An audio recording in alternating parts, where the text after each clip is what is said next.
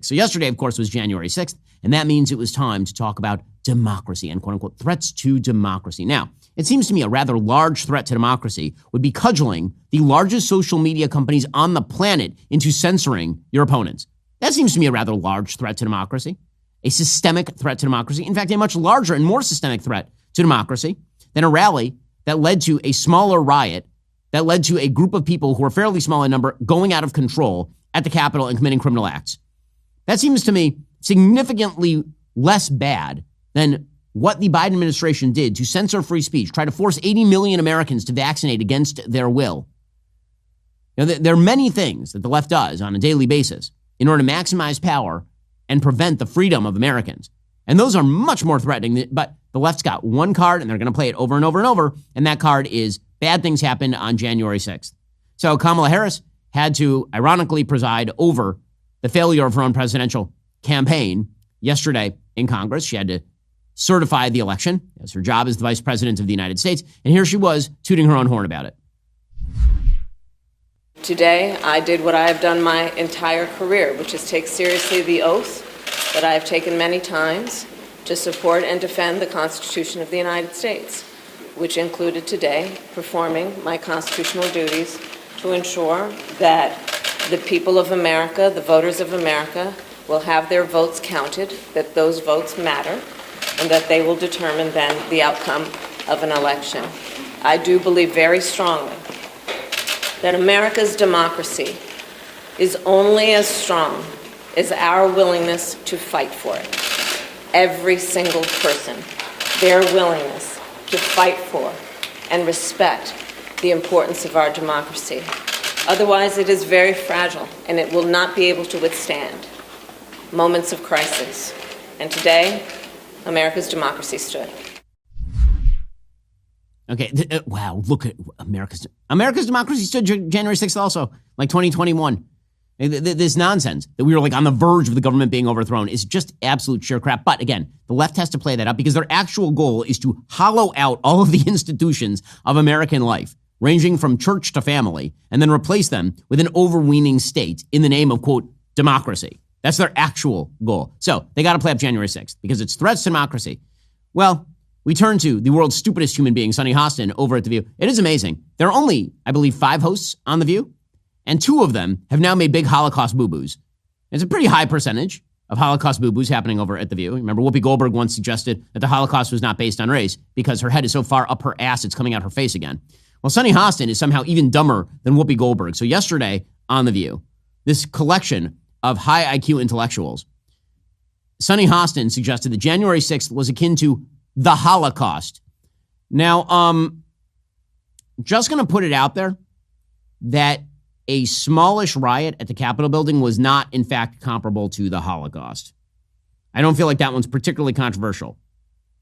But again, not much going on upstairs over at The View.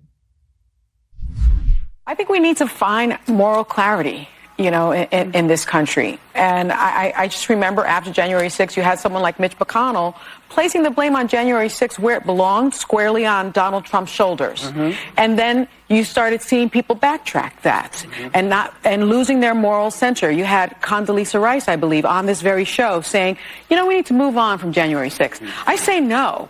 You don't move on because January 6th was an atrocity. It was one of the worst moments in American history. And when you think about the worst moments in American history, like World War II, things that happened, like the Holocaust, chattel slavery, we need to never forget because past becomes prologue if you forget any race. Oh, my God. I mean, how many historical statements that are false can you make in 20 seconds there? First of all, I love that the Holocaust is now in American history.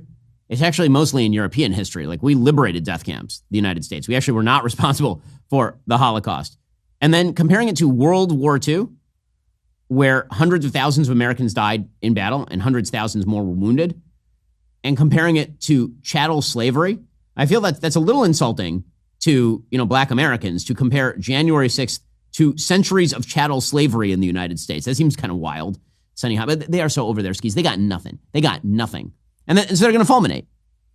Because when they cannot control the levers of power, all they can do is about how terrible the world is. That's all they can do.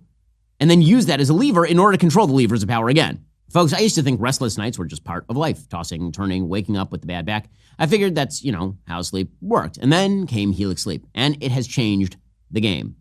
Now, Helix Sleep is great because it actually personalizes your mattress to you. So I like a medium to firm mattress because otherwise I get the back pain. And Helix makes sure that's exactly the mattress I got. What makes Helix different is they don't just sell you that random mattress. They actually match you with the perfect one for your body and sleep style. Whether you're a side sleeper, back sleeper, or somewhere in between, they've got you covered. And trust me, when you find the right match, you'll wonder how you ever slept on anything else. Right now is actually the perfect time to upgrade your sleep because Helix is offering an amazing deal. Go to helixsleep.com/Ben and get 25% off site-wide plus 2 free dream pillows with any mattress purchase. That's helixsleep.com/Ben for 25% off site-wide plus 2 free dream pillows with any mattress purchase. Again, you have so many things in your life that you personalize, from your coffee to your dinner. Why wouldn't you personalize the thing that you spend 8 hours a night on if you're doing it right? That's helixsleep.com/Ben. Get 25% off site-wide plus 2 free dream pillows with any mattress purchase. helixsleep.com/Ben. So you end up with Joy Reid suggesting you can't peacefully transfer power to an insurrectionist? 14 days from today, you will hear many soberly and reverently laud the peaceful transfer of power. Well, I hate to be the fly at the picnic table, but you can't peacefully transfer power to an insurrectionist simply because it took them an extra 4 years to finish the job. This was a violent transfer of power, the most violent in U.S. history, if we're being honest. This was the most violent transfer. I mean, you lost an election.